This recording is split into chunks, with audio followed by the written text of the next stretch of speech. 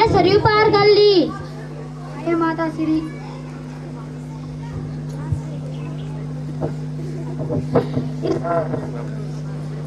यहाँ पर बैठ जाइए। चलिए पिता।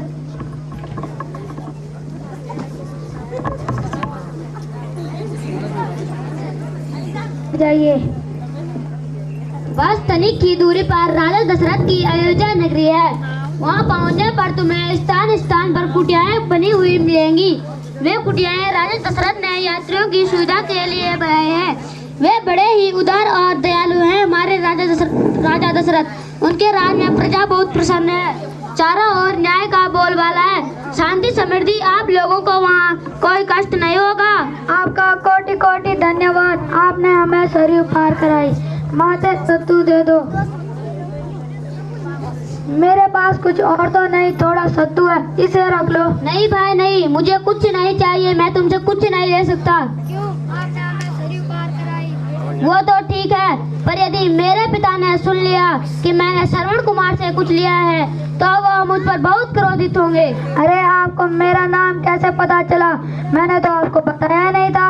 फूल की सुगंध दूर से ही अपनी पहचान करा देती है। तुम जहाँ भी जाते हो वहाँ तुम्हारी ख्याली तुमसे पहले पहुँच जाती है। सारा विश्व जानता है कि श्रवण कुमार अपने नेत्रहीन माता पिता को कंधे पर उठाकर तीर्थ यात्रा पर निकला है। धन्यवाद बंधु, ये सत्तू तो मैं आपको दे रहा हूँ। आपने तो मुझसे नहीं मांगा। मेरी नैया में तुम्हारे माता पिता और तुम्हारे चरणों की धूल रह गई है। यह धूल सोने और चांदी से भी अधिक मूल्यवान है। मैं आपका आभार। माता श्री, ध्यान से।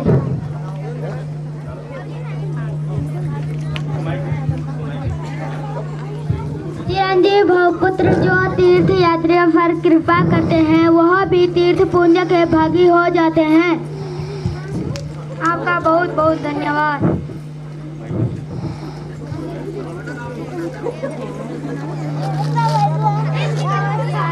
चलिए माता श्री, अंदर चलते हैं।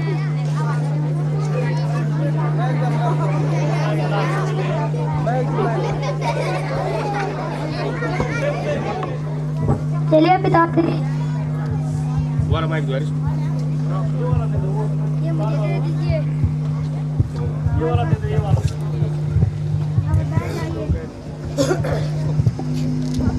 अरे यहाँ तो सारी सुविधा उपलब्ध है। पुत्र, हमारा रूम रूम तुम्हें आशीर्वाद दे रहा है।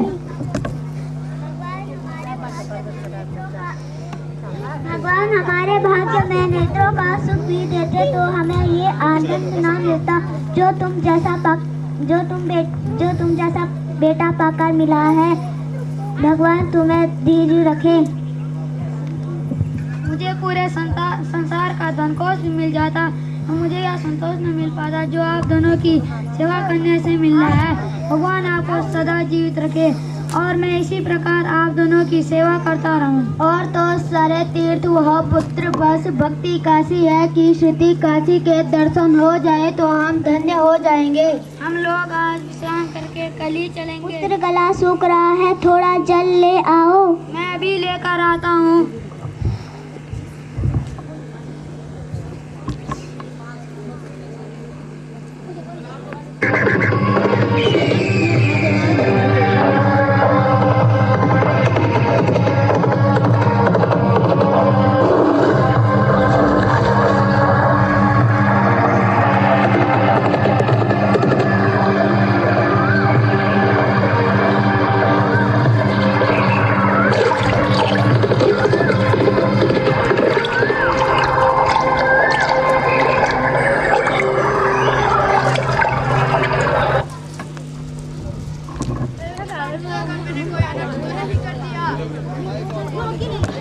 हे ईश्वर, शब्द वेदी बाण चलाकर मैंने कोई अनर्थ तो नहीं कर दिया।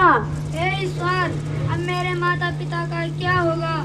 कौन कराएगा उनको तीर्थ यात्रा? मैंने किसी का क्या बिगाड़ा था? मैंने किसको हानि पहुंचाई? मैंने तो आज तक किसी के साथ ऊंचे स्वर में बात भी नहीं की। हे भगवान ब्रह्मा, क्षमा कर दो। मैंने तो मृग समझकर बाण चलाया था। मुझे क्या पता था कि मेरा बाण मृग को नहीं एक कोमल हृदय को लगेगा। मुझसे अनर्थ हो गया। अब पश्चात आपसे क्या होगा? आप केवल ये बता दीजिए कि आप कौन हैं। मैं अयोध्या का राजा दशरथ। मैं आपके दर्शन पाके धन्य हो गया। मेरी आपसे एक विनती है। कहो वंश कहो। मेरे माता पिता प्यासे और व्याकुल हैं। मैं उन्हीं के लिए जल लेने आया था। उस जल पात्र में जल भर चुका था। आप जल ले जाकर मेरी माता पिता की प्यास बुझा दीजिए। अभी जाता हूँ वंश, अभी जाता हूँ।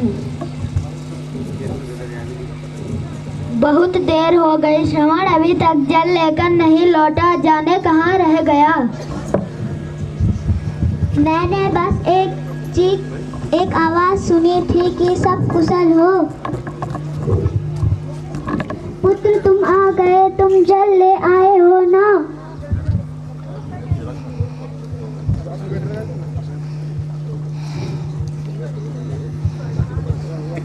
तुम आ गए।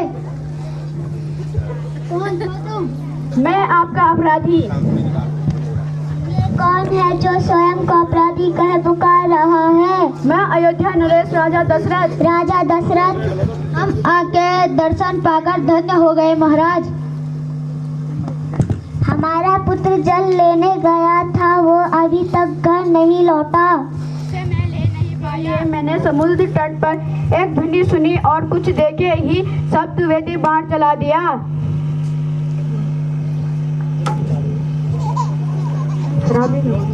अब हमको हाय मेरा पुत्र, हमें भटकते ही कहाँ चला गया? मैं ले जाऊंगा तुम दोनों को काशी तुम्हारे पुत्र की भांति। काशी जाकर क्या करेंगे जब पुत्र ही ना रहा? मैं आपका अपराधी हूँ, अपना अपराध स्वीकार करता हूँ। तुम जो चाहे दंड दो, मुझे स्वीकार है। दंड देकर हमारा पुत्र वापस थोड़ी ना आएगा। दंड तो नहीं देंगे पर श्राप जरूर देंगे।